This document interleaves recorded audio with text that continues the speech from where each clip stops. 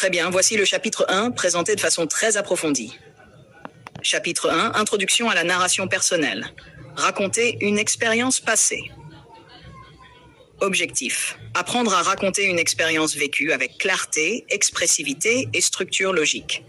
Préparer l'usage des temps du passé, passé composé, imparfait, pour raconter des souvenirs, événements ou anecdotes.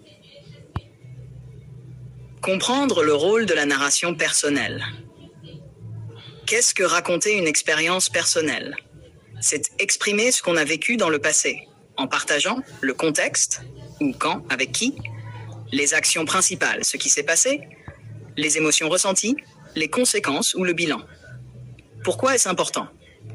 Pour parler de soi, en entretien, entre amis à l'écrit. Pour partager ses souvenirs, pour mieux maîtriser les temps du passé. Pour s'exprimer avec naturel à l'oral. U. Structure typique d'un récit personnel. Partie du récit, contenu, introduction. Présenter le moment, la situation. Il y a 2 ans, j'ai développement. Raconter les faits de manière chronologique. Dire ce qu'on a appris, ce qu'on en garde, ce qu'on ressent. L'année dernière, j'ai fait un stage dans une boulangerie artisanale. J'y allais chaque matin à 6 heures et j'apprenais à préparer la pâte. C'était fatigant, mais très enrichissant. Aujourd'hui, je sais faire du bon pain. Outils linguistiques à préparer. Les expressions temporelles fréquentes.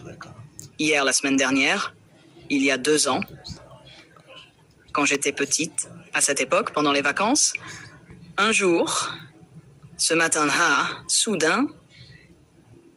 2. Connecteur logique utile. D'abord, ensuite, puis après, pendant que, tandis que, lorsque, parce que, donc mais, cependant. It, exemple complet de récit personnel niveau bijuget. Racontez une activité spéciale que vous avez faite un week-end.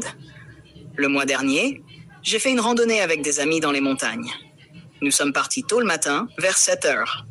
Il faisait froid et un peu de brouillard. Nous avons marché pendant 4 heures. Pendant la montée, je parlais avec mon ami Hugo.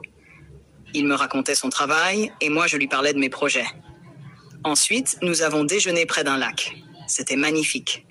Je me suis sentie libre et heureuse. Cette journée restera inoubliable. Activité pratique, activité orale, discussion en binôme. Raconter à son partenaire un souvenir marquant. Un jour d'école spéciale, une fête d'anniversaire, un accident ou une surprise, une réussite personnelle.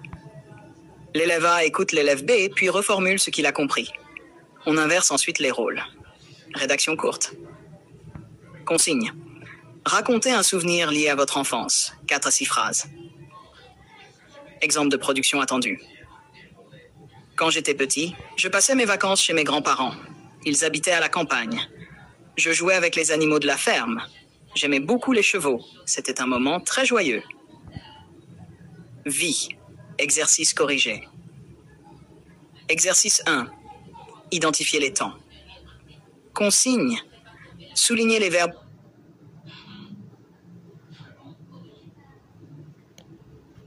Souligner les verbes, conjuguer et préciser s'il s'agit du passé, composé ou de l'imparfait. L'année dernière, j'ai visité Paris. Il faisait beau et les rues étaient pleines de touristes. J'ai mangé dans un petit restaurant près de la Sirène, près de la Seine. J'ai visité dans la partie correction. Nous avons vu, j'ai visité, c'est le passé composé. Il faisait représente l'imparfait, le était représente aussi l'imparfait et le verbe j'ai mangé représente aussi le passé composé. Exemple, exercice 2. Complétez les phrases avec vos idées. Le mois dernier, j'ai. Quand j'étais petit, je. Ce jour-là, il. Pratique professionnelle. Contexte professionnel simulé. Entretien d'embauche. Parlez-moi de moments difficiles que vous avez surmontés. Rapport de stage. Décrivez une journée typique pendant votre stage. Témoignage pour un blog de voyage, racontez une expérience mémorable. Merci pour votre participation dans la formation niveau intermédiaire de français. Au revoir, à la prochaine.